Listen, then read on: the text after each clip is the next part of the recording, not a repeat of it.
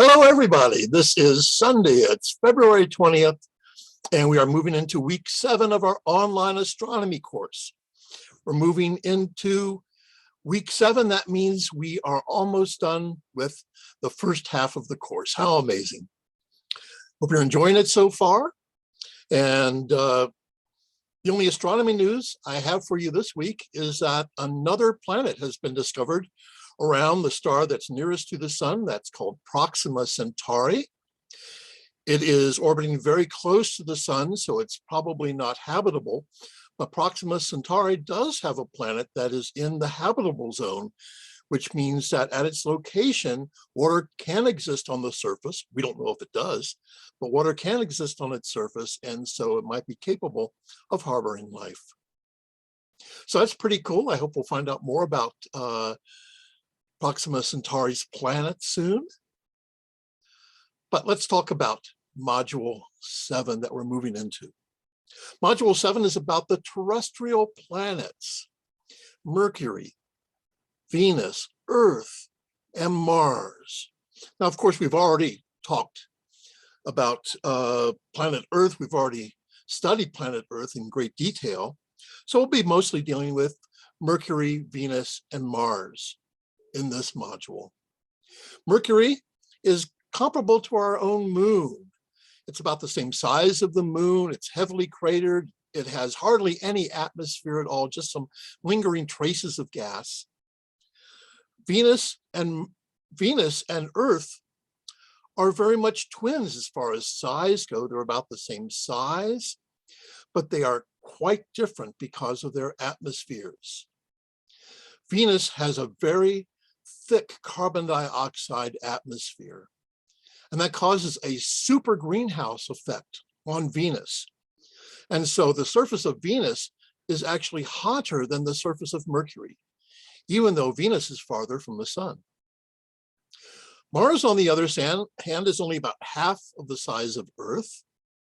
It too has an atmosphere that is mostly carbon dioxide, but it doesn't have very much of it. And so there's not enough to provide much heating at all on the planet Mars.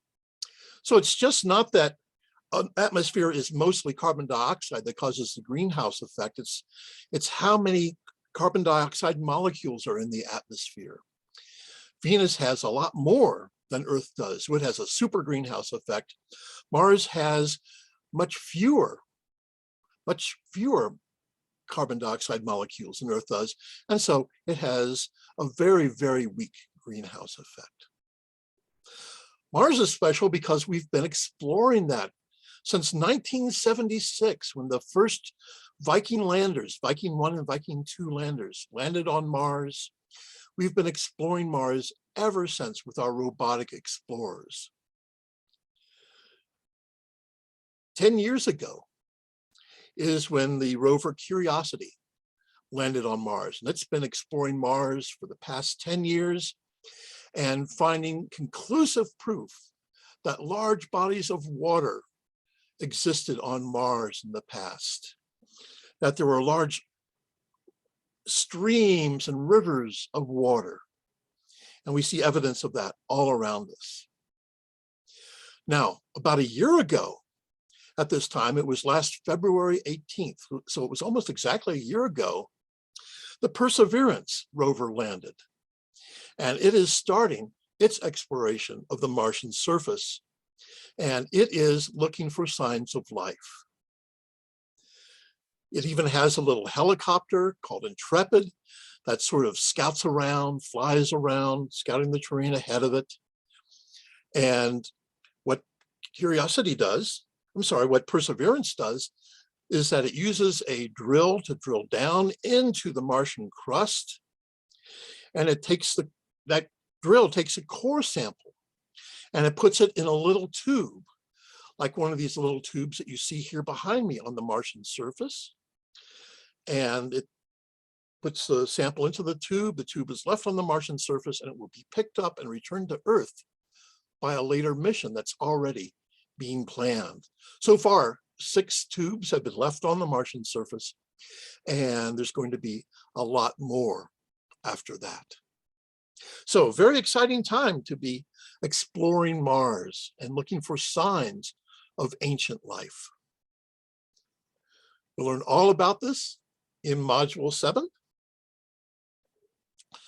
So hope you have an enjoyable time learning about that. If you have any questions about that, you can always contact me. You know how to do that either by email or set up a Zoom meeting or come to my office.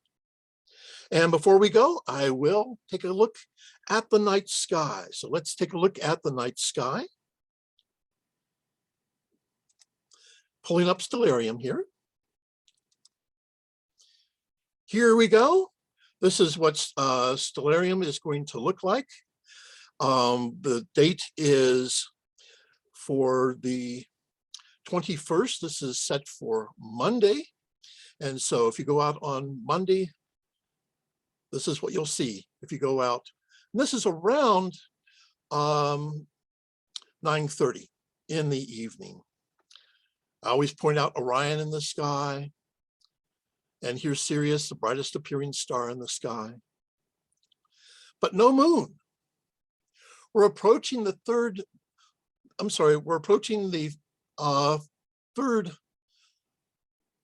phase of the moon, when the moon is moving toward the sun, and we'll be taking a look at that. In fact, to see the moon, you'd have to get up early in the morning because the moon doesn't rise until after midnight.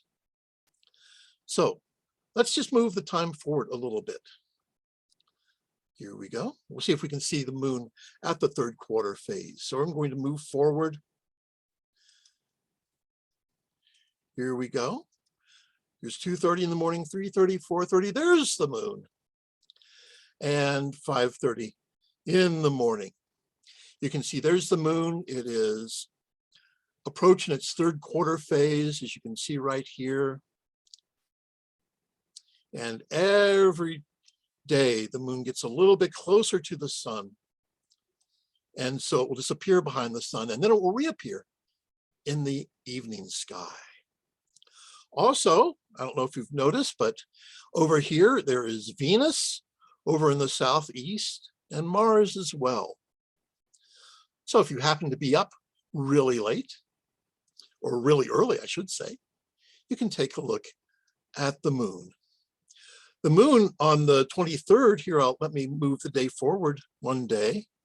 The 23rd, the 24th, it's going to be very close to this star. This is the red giant star Antares, which is in the constellation of Scorpius, the Scorpion. Here's the outline of Scorpius, and here's the figure to go along with it. You can see the Scorpion there in the early morning sky. And you can see very faintly the Milky Way. And the sun's going to be moving in front of the Milky Way, so we're not going to be able to see it for a while until spring and summer roll around again.